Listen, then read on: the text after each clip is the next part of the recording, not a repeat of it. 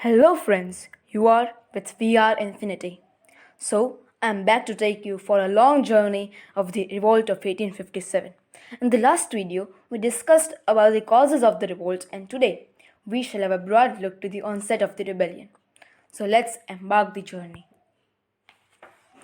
The months following the introduction of the Enfield rifle were filled with hostility and disbelief among the Indians, coupled with various events which preceded the onset of the actual rebellion.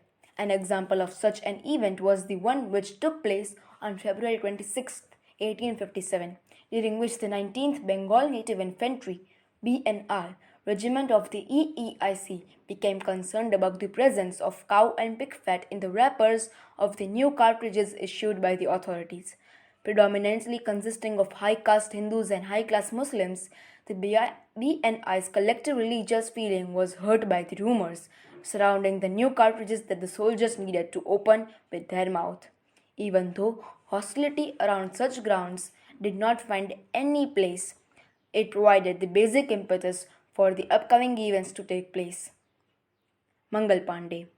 Arguably the most notable figure of the Indian rebellion was Mangal Pandey, a 29-year-old of the 34th BNI. On March 29, 1857, at the Barakpur parade ground near Calcutta, rebelled against his commanders out of anger, resulting out of the rumors related to the cartridges and recent activities of the company. Soon he was able to bring down Major James Hewson's adjutant. However, Lieutenant General John Hersey was able to establish a strong control after Sheikh Paltu, an Indian sepoy, brought them some time, restraining Mangal Pandey. As an aftermath of the incident, Mangal Pandey was court-martialed on April 6th and hanged to death on April 8th. The entire regiment was disarmed and disbanded on May 6th. It is believed by most scholars that the demonstration of disgrace during the formal disbanding of the regiment planted the seeds for the upcoming rebellion. Unrest during April. The months following the incident around Mangal Pandey witnessed varying levels of unrest in cities like Agra, Allahabad, and Ambala. During the April of 1857, at the military cantonment of Ambala, where several troops units had gathered for their annual musketry practice, General Anson, the commander-in-chief of the Bengal army, was suspicious of some sort of imminent rebellion over the issue of greased cartridges. Addressing the issue, he postponed the musketry practice and introduced a new drill which required the soldiers to tear off the cartridge with their hands instead of their mouth. These measures were successful in calming down the situation of Ambala up to a certain extent. However, he did not issue any general order to make this drill a standardized practice throughout the Bengal army and quite indifferently left the potential trouble of Ambala and went on to Shimla. Even though the potential danger of rebellion did not find any ground at Ambala, it provided widespread arson throughout April and led to the build-up of the outbreak of the rebellion. Meerut. The rebellion is believed to have officially begun in the garrison town of Meerut on May 10, 1857, in the form of a mutiny by the sepoys of the company's army. It was quite evident from the continuously prevailing state of unrest within the Bengal army that a mutiny on the part of the Indian sepoys against the British was inevitable. The incident of April 24 played a big role in this regard. On April 24th, at the garrison town of Meerut, Lieutenant Colonel George Carmichael Smythe ordered 90 of his men to parade and perform fire drills. Out of these, 85 did not accept the cartridges and refused to tear the wrappers with their mouth. This defiance invoked severe counter-reaction from the British officials, leading to the court-martial of these rebels on May 9th, followed by elongated imprisonment of the defiant soldiers. The entire garrison, mostly composed of Indian soldiers, was a silent witness to the humiliation faced by these condemned soldiers. The rebellion began in a spontaneous yet full-fledged manner on and from May 10, 1857, in an attempt to free the soldiers who were imprisoned on the previous day.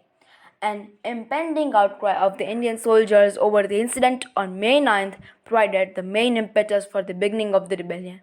Amidst an off day for most of the European low-ranked officials and cavalrymen, Indian troops broke out into revolt. The rebellion was a violent chain of events in which large number of on and off-duty Europeans, including women and children, were killed. European officers' quarters were attacked, and about 50 Indian civilians were killed.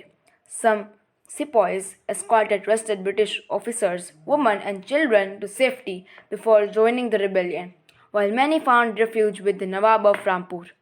However, their number was significantly small compared to the number of people who actually faced the wrath of the rebellion.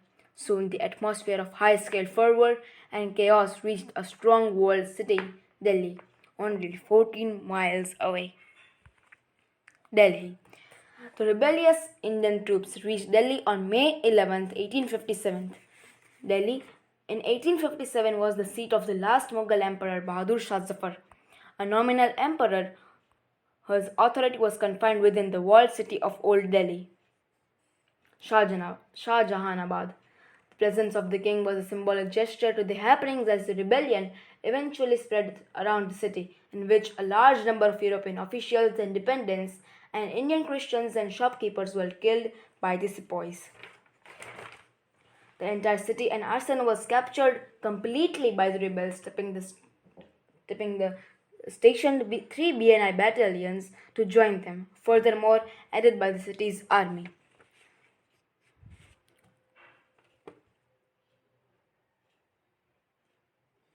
Surviving British officials and civilians gathered at the Flagstaff Tower, a one-room castellated single tower located in northern Delhi, to escape the wrath of the rebels and waited for help to arrive from Meerut.